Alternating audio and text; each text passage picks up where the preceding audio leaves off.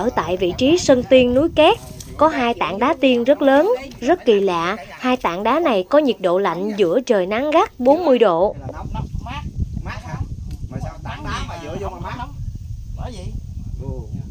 Những vết chân tiên còn lưu trên đá cho đến ngày nay. Các vết chân tiên khổng lồ trên các phiến đá in sâu và đậm, giống như bàn chân người nhưng có kích thước lớn hơn. Đây là hiện tượng kỳ lạ thú vị, gợi mở nhiều câu chuyện tâm linh cho du khách. Khu vực tại Sân Tiên rất là ly kỳ với nhiều bài sấm giảng của Đức Quỳnh giáo chủ. Khi nào sấu nọ hóa long, trần gian mới rõ tấm lòng thần tiên. Hello, xin chào cả nhà. Và trong tập phim này Phương Hoa xin tiếp tục dẫn mọi người đi tham quan núi Cát nha. Ngày xưa, tại núi Cát ngự rất là nhiều vị tiên, và di tích còn để lại đó là Sân Tiên, Giếng Tiên, tảng đá tiên và bàn chân tiên. Xoay quanh những nhân vật thần tiên trên núi Cát là những khám phá rất kỳ lạ và thú vị. Mọi người hãy xem hết phần nội dung của tập phim này nhé. Điểm đến của chúng ta đó là Sân Tiên. Sân Tiên trên núi Cát là nơi các vị tiên từng đến đây tu tập và vui chơi ngày xưa. Theo truyền thuyết dân gian, Sân Tiên thường là những nơi cao ráo thoáng đãng trên các ngọn núi, là nơi giao thoa giữa đất trời, là nơi mà các vị tiên hay xuống dạo chơi, uống rượu và đánh cờ. Các dấu tích liên quan đến truyền thuyết về các vị tiên vẫn còn hiện hữu trên nhiều ngọn núi tại An Giang nơi đây, như Sân Tiên, Bàn Chân Tiên, Giếng Tiên. Những dấu tích này đã trở thành điểm hấp dẫn, thu hút đông đảo du khách gần xa đến tham quan và chiêm bái. Vật này là Giếng Tiên đây nhà mình. Giếng Tiên chính là khối núi ở bên trên, khối đá bên trên. Và ở trong lòng của hang đá là một cái giếng tiên. Sâu bên trong có rất là nhiều nước. Ngày xưa người ta lại đây, người ta thỉnh nước về để uống, để trị bệnh rất nhiều. Bây giờ thì ban quản lý đã khóa lại, và có nhu cầu thỉnh lọc á, thì phải liên hệ ban quản lý ở đây. Chúng ta di chuyển qua bên đây để tham quan Sân Tiên. Trên các tảng đá là những bài kinh sấm giảng của Đức Quỳnh giáo chủ để lại. Mỗi linh vật được trang trí nơi đây gắn liền với nhiều huyền thoại lịch sử. Đây là nhân vật Đức Mạnh Tử trong cuốn sách rất nổi tiếng có tiêu đề là Đạo làm người. Một bài học về cách đối nhân xử thế. Ông quan niệm thân thể con người có phần quý, phần hèn, có phần nhỏ nhen, phần vĩ đại. Và ông dạy con người đừng lấy phần nhỏ hại phần lớn, đừng lấy phần thấp hèn hại phần cao quý. Đây là linh vật cá sấu đầu rồng, còn được gọi là cá sấu hóa long. Trên tảng đá là một câu sấm giảng của Đức Quỳnh giáo chủ để lại nói về con linh vật này. Khi nào sấu nọ hóa long, trần gian mới rõ tấm lòng thần tiên. Thương đời ta mượn bút nghiêng, thở than ít tiếng giải phiền lòng son. Nếu là một tín đồ của Phật giáo Hòa Hảo, sẽ không còn xa lạ gì nữa đối với những câu thơ văn của Đức Quỳnh giáo chủ. Những kinh sấm giảng của ông đều là thiên cơ, thơ văn của ông có giá trị rất lớn trong nền văn hóa của Phật giáo Hòa Hảo.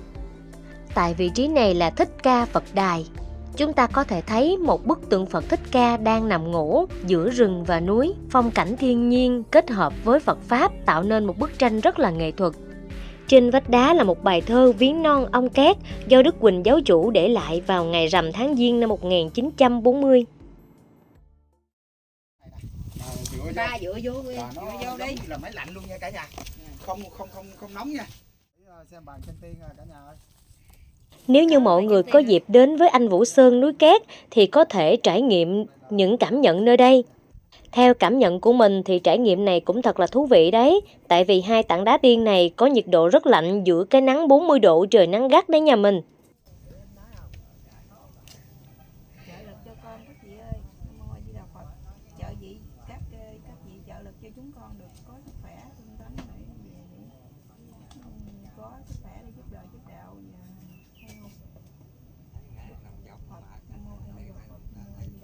Sao lại nhắc rồi không nóng ta? Không nóng nha. Không nóng anh. Vậy hả? Thiệt luôn hả? Thiệt không trời? Đúng là cái bàn chân tiên. Ừ, đúng rồi. Nắng có gàn luôn mà. Đúng rồi, ở trong có cái độ mát mát á. Mặc dù trời nắng sôi vào. Mấy cái này ta khung lại trên này thấy không? Cả nhà ơi, rất là màu nhiệm nha cả nhà. Có gàn luôn nè chứ bao giờ là núi ông Cát nha. anh Vũ Sơn. Xuống hả? Đây Đây là là gọi là đá bàn gì chân anh? tiên nha cả nhà. Chân tiên. Đây là bàn chân tiên Đá hả? là ở trên luôn nó vô cả. Đúng rồi, đúng rồi. Còn ở đây là mình dựa vô Cái mắt ngón nha thấy không? cả nhà. Sao biết? Đâu đâu. Cái đó, hình thù ngón cái đó. Đây đây Cái vậy đó. Núi, Cát, anh Vũ Ờ. Sơn này là Đâu? 3 lần rồi. Đó, cái hình thù đó. Cảm nhận Nhìn được. đây nè. Mới khám phá ra được. Đây, Sao tôi nhìn không ra ta? bàn chân tiên. Chân tiên. Mấy cô chú anh chị nói là rất là mát luôn rồi. Dựa vô cái tảng đá này rất là mát. phấn khởi vui vẻ về giấy chân tiên hậu độ cho đội chúng con về mạnh khỏe hết. Thường thường thì đá trên núi thì đụng vô lúc nào nó cũng phải nóng đúng không chị? Trời này là có khoảng là 30 mấy độ C. Mà mình dựa vô đây là mát lạnh luôn nè cả nhà. Cả nhà quá Cảm giác quá mát luôn hả chị? khỏe luôn rồi. Quá khỏe luôn ha. Rồi. Rồi anh bán cái số ở đây thì anh gọi là đây là bàn chân tiên. Ở đây là có cái sự tích gì không sư huynh? Sư huynh ơi, Đi lên bàn chân tiên coi. đi lại đây coi. Hôm nay nhờ anh với số anh chỉ những cái đặc điểm rất là Này mới khám ấn phá tượng ra ở được. trên núi anh Vũ Sơn, núi Cát nha cả nhà. Có không? Đi theo mấy anh coi. Sao anh? Đó là hả? Đúng rồi, nhìn thấy luôn kìa. Đây nè, bàn chân tiên này cả nhà ơi. Đúng thiệt luôn á. Anh đẩy cái bàn chân của anh rồi sao mà thấy bé nhỏ hơn cái bàn chân của tiên chứ gì anh? Hình như là 2 dấu luôn nha, 2 dấu luôn chứ không phải 1 dấu nha. Đúng rồi, đúng Ở rồi. đây 1 dấu nữa nè. Là 2 dấu luôn vị. Ở dưới đây hình như là gót hay gì á, gót của ngài hay gì đây. Này là chắc có. Tại Rồi, vì anh rồi, nó lại vô đó lâu đi anh chị. biết, còn mình lâu lâu mới lại là. Con cái đâu Quy Rồi, ơi. 2 chân của chị 2 bằng giò không bằng một bằng chân. Cái này là theo dấu người xưa luôn nè hả chị? Cái này là mình bước lên dấu chân của cái bậc tiên thánh luôn rồi nè. Qua trải nghiệm luôn đi chị. Bỏ dép đi, bỏ dép qua. Biết rồi. Bây giờ cô chú anh chị qua trải nghiệm luôn nha. Cái đó mát không cô? Mát lắm đúng không? Đúng là Ôi, anh bạn phải trực tiên tiếp quý đi vị. Trời đang nắng trên đây có thể Trực tiếp nắng hả? mà Anh phải trực tiếp hả? 39 độ luôn á. 39 độ vậy. Rồi đi qua đó đi chị. Lột dép qua đi. Mà tảng đá thì là rất là mát. Đó, anh kia nói đây là bàn chân tiên. Đúng là quyền di của trời đất mà và dùng Thất Sơn Bảy Núi này có nhiều cái chuyện tâm linh Phật pháp mình không thể nói được nha cả nhà. Rất là màu nhiệm luôn. Rồi, vô đó coi. Vô đó coi.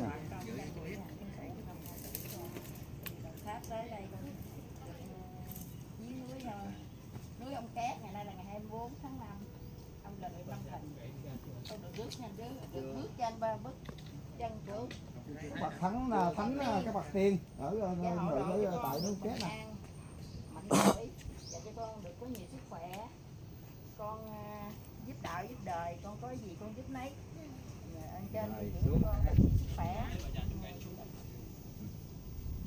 Quá trời nhiều màu luôn quý vị ơi. Rồi chúc mấy anh mấy chị ha. Chuyến non Cát về thì được hạnh phúc gia đình ha. Rồi giàu sức khỏe và tinh tấn trong cái đường tu của mình nha. Quá hạnh phúc rồi. Cảm giác sao chị? Nói thì mọi người nói là nói dốc. Ở đây có mấy cô chú anh chị nè, người ta đã dựa vô trong những cái tảng đá như thế này. Nó rất là mát. Còn cái nữa hả anh? Còn cái gì nữa không? Hai bà ốm rồi là vuốt cái lòng ốm luôn quá trời. Rồi đi qua đây mình nói mình lần nữa rồi cảm giác thì sao? Mát không? Hay là nóng? Mát. Mát hả? Mà sao tảng đá mà dựa vô mà mát? Bởi gì? Màu nhiệm quá ha. Thiêng liêng của đất trời mà. Sao mà giờ dựa vô mà mọi người nhiều khi lên chơi Tay mà không có áo nào mà để. Đúng rồi, chỉ có nắng rọi vô mặt thôi chứ cái lưng mát.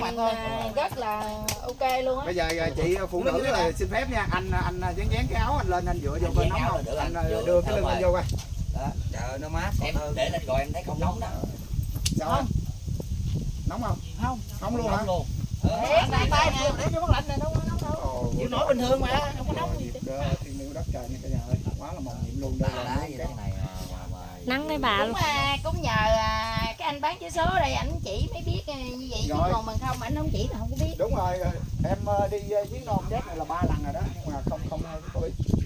Tại Thôi vì vậy thấy mình ủng hộ vé số đi. như vậy thôi chứ mình không có biết là cái gì nha. Mình không có khám phá ra được. Chưa ai phát hiện không? trời cái cặp của tôi đây tôi mới bỏ xuống nắng này mà quay là thấy nóng rồi đó. Đúng không anh? Đúng rồi, em mới bỏ anh gờ rồi, nóng rồi mà vừa cái dáng éo lên mà vừa cái này không lẽ là người ta gắn máy lạnh đây. Rồi ở đây là mặt trời vừa lên đứng bóng luôn nha cả nhà. Đây là khoảng là 34-35 độ C nha. Nhưng mà ở đá này là không nóng, vừa vào là không nóng. Là đang chiếu thẳng vô thẳng đá luôn. Mình cởi áo ra là mình nhà anh mới phát hiện ra một cái điều rất là màu nhiệm của núi Cát nè.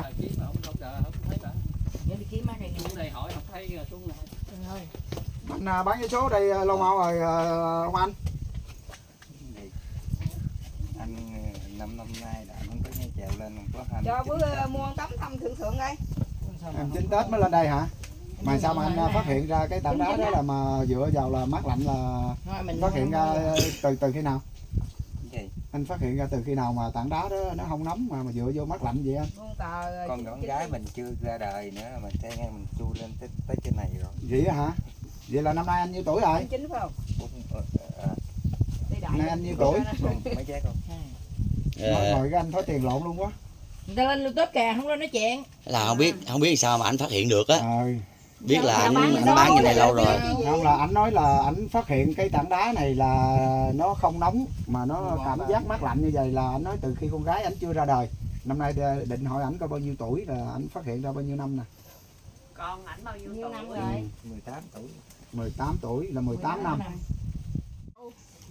Rồi bắt đầu mình thắp tùng mình đi luôn nè cô ơi. Đây là cháu. Rồi bây giờ mình đi nè. Giờ mình đi Tại đường vì nào? đi qua bên cái điện của địa mẫu duy trì và để họ coi có những cái phần căn. Mẫu duy trì đóng cửa không vô được. Hả? Đóng cửa. Đóng cửa hả? Họ không mấy bà của riêng mình nữa cũng được. Đâu? Đức mẹ duy trì chứ cung mẹ duy trì đóng cửa. Không. Chúc mình đi sờ mà sao chạy theo. Rồi Nghĩa đi xe không đây? Cái gì? Dạ. Ở đây mấy anh khỉ nhiều lắm ra đây nè. Đúng rồi, tôi thấy mấy anh ra mấy anh giật đồ nè. Lên trên đây nè. Rồi đi. Dạ dạ. Đứng từ phía trên núi nhìn xuống quang cảnh rất đẹp đó nhà mình. Mặc dù công sức đi lên nó rất là cực khổ vất vả, nhưng mà khi đến được nơi đây cảm thấy rất là xứng đáng nha nhà mình. Ngọc Thanh Tiên Trưởng. Nam Mô A Di Đà Phật. Đây là điện thờ của Ngọc Thanh Tiên Trưởng. Hắc y đổi lại cà sa, cải tên đặt lại, hiệu là Ngọc Thanh. Ngọc Thanh Tiên Trưởng hay còn gọi là Cử Đa hoặc Sư Bảy là một nhân vật lịch sử đã từng ẩn tu và tu luyện pháp thuật trên núi Két. Ông tham gia vào phong trào kháng Pháp ở Nam Kỳ vào cuối thế kỷ 19, nhưng sau đó đã rút lui và ẩn dật trên các vùng núi như Thất Sơn, Tà Lơn và núi Bà Đen để tu luyện. Ông được cho là đã đạt đến trình độ cao trong việc sử dụng phép thuật, như có thể cưỡi hổ, để lại những dấu chân khổng lồ trên các tảng đá.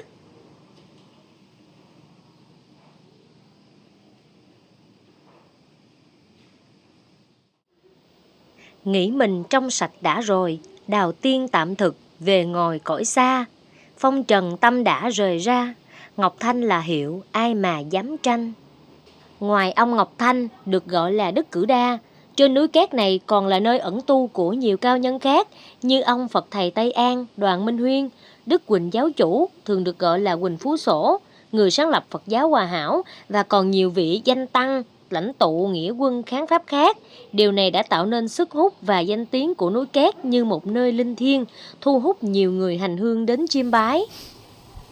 Và tập phim này mình xin kết thúc tại đây. Xin cảm ơn cô chú anh chị đã ủng hộ kênh và xem đến tận cuối video nha. Ở tập phim sau, mình sẽ giới thiệu đến quý vị thêm nhiều nhân vật nữa ở tại trên núi Két này, cũng đều là những vị tiên nhân tạo nên lịch sử nơi đây.